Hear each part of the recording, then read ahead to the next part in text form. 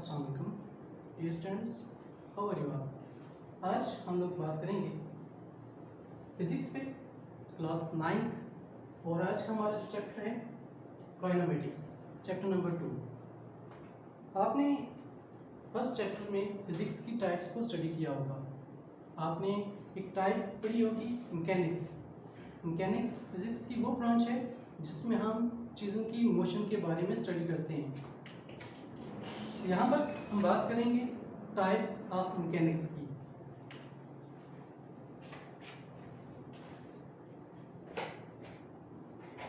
इसकी जो first type है that is kinematics and second type that is dynamics. इन दोनों टाइप्स को कैसे डिफरेंशिएट किया जाता है इसके बारे में बात करते हैं। मैकेनिक्स जिसमें हम हर टाइप की मोशन को स्टडी करते हैं, जबकि काइनेमेटिक्स की जब हम बात करेंगे या डायनामिक्स की जब हम बात करेंगे, इन दोनों में एक स्लाइड सा डिफरेंस है। वो स्लाइड सा डिफरेंस क्या है उसके बारे में बात करते हैं।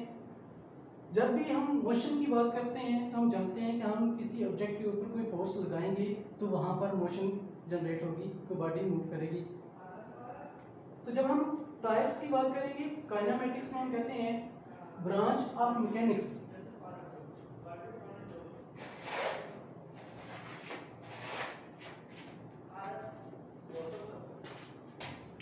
in which we study about the motion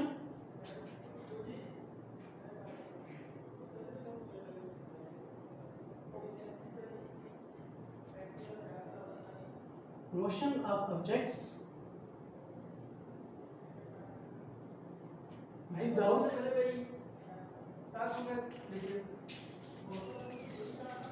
considering forces। क्योंकि जब हम काइनेमेटिक्स को स्टडी करेंगे तो वहाँ पर हम फोर्सेस को कंसीडर नहीं करेंगे, हम जस्ट मोशन को ही स्टडी करेंगे। जबकि डायनामिक्स की जब हम बात करेंगे तो इसको हम डिफाइन करते हैं branch of mechanics in which we study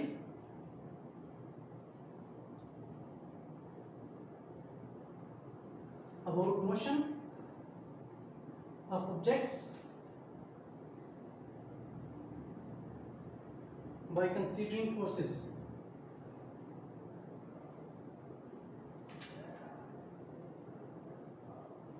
हम जब डायनामिक्स को स्टडी करेंगे तो वहाँ पर हम फोर्सेस को कंसीडर करते हुए मोशन को डिस्कस करेंगे, लेकिन जब हम बात करेंगे काइनेमेटिक्स की तो हम जस्ट इफेक्ट को देखेंगे, हम कॉज को नहीं देखेंगे। कि हमारे पास जो कॉज है वो फोर्स है, फोर्स लगाएंगे तो उससे कोई इफेक्ट जनरेट होगा और वो इफेक्ट क्या होगा, मोशन। काइनेमेटिक्स में हम जस्ट इफेक्ट को देखेंगे, कॉज को हम नहीं देखेंगे। जबकि डायनामिक्स में हम दोनों चीज़ों को स्टडी करेंगे, हम इफेक्ट को भी देखेंगे और कॉज को भी हम वहाँ पर स्टडी करेंगे। हमारा जो चैप्टर है काइनेमेटिक्स, उसमें हमारे पास जो चंद एक टॉपिक जो हमने इस चैप्टर में स्टडी करने हैं उनके बारे में बात करते हैं। उनमें जो फर्स्ट टॉपिक है that is rest and motion, and then हम देखेंगे हमारे पास टाइप्स ऑफ मोशन कितनी है। आफ्टर दैट हम देखेंगे कि हमारे पास टर्म्स एसोसिएटेड विद मोशन, क्योंकि जब हम मोशन को स्टडी कर रहे हैं तो उसके साथ कौन कौन सी टर्म्स को हम यहाँ पर डिफाइन करेंगे, कौन कौन सी टर्म्स उस मोशन के साथ एसोसिएटेड हैं। आफ्टर देन हम देखेंगे कि हमारे पास स्केलर्स एंड वेक्टर्स क्या है। नेक्स्ट टॉपिक जो हमारा होगा that is graphical analysis of motion. Second last topic हमारे इस चैप्टर का that is introduction of equation of motion. से क्या हम यहाँ पर मोशन से रिलेटेड इक्वेशंस को भी हम स्टडी करेंगे। एंड देन लास्ट पे हम बात करेंगे एक्सेलरेशन ड्यू टू ग्रेविटी। हमारा जो फर्स्ट टॉपिक है उसके बारे में हम बात करते हैं that is rest and motion.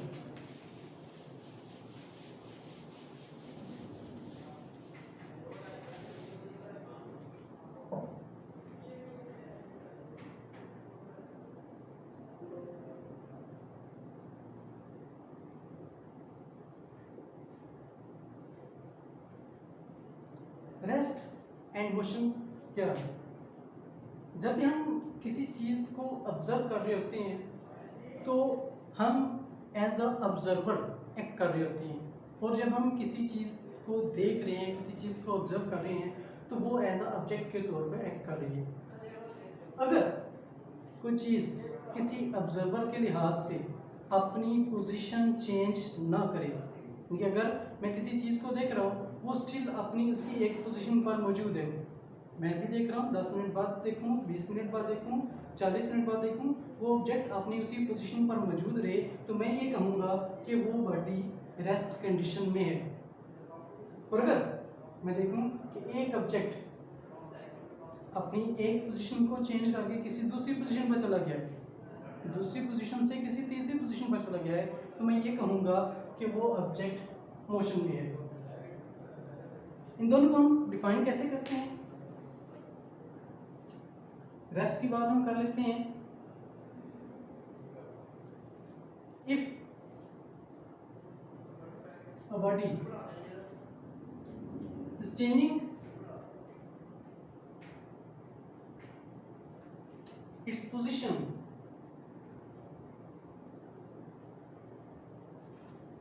with respect to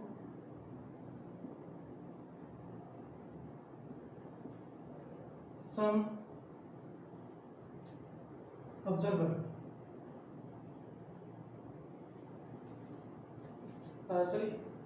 if a body is not changing its position with respect to some observer, then the body is said to be in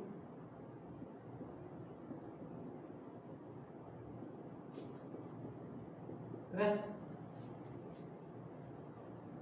and motion को हम define कर लेते हैं।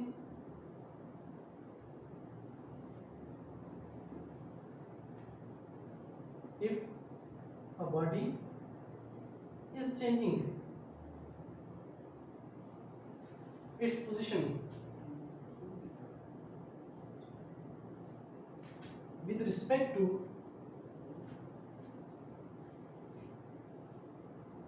some observer,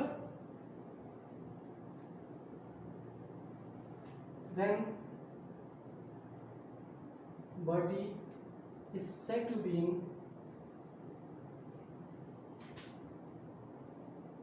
motion। अब हम कैसे define कर रहे हैं इन दोनों को कि अगर एक बॉडी अपनी पोजीशन पर स्टिल मौजूद है, अपनी पोजीशन चेंज नहीं कर रही, कोई ऑब्जर्वर उसको ऑब्जर्व कर रहा है, तो उस बॉडी को हम कहेंगे कि वो रेस्ट कंडीशन में है। और अगर एक बॉडी अपनी पोजीशन को कंटिन्यूसली चेंज कर रही है और वो ऑब्जर्वर उसको ऑब्जर्व कर रहा है, तो हम कहते हैं कि वो बॉडी मोशन में है। अब जब हम बात करते हैं चीज़ों की रेस्ट या मोशन में होने की, तो हमारे पास डिफरेंट कंडीशंस आती हैं। अब ऐसा भी होता है कि एक बॉडी किसी एक ऑब्जर्वर के लिए रेस्ट कंडीशन में है, लेकिन वही बॉडी हम जब देखते हैं किसी दूसरे ऑब्जर्वर की नज़र से, तो वो बॉडी मूव कर रही होगी। फॉर एग्जांपल हम बात करते हैं कि एक गाड़ी मूव कर रही है, गाड़ी के अंदर एक ड्राइवर बैठा हुआ है और उसी के साथ कोई ऑब्जेक्ट उस गाड़ी के अंदर मौजूद है।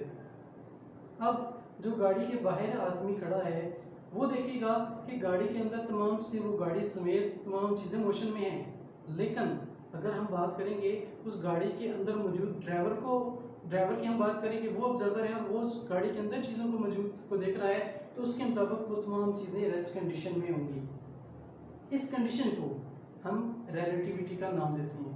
यहाँ पर हम जस्ट लीनियर कंडीशंस को ही डिस्कस करेंगे, जिसमें हम देखते हैं कि एक ऑब्जर्वर रेस्ट कंडीशन में है, जबकि दूसरी कोई ऑब्जेक्ट वो रेस्ट कंडीशन में है या मूव कर रहा है।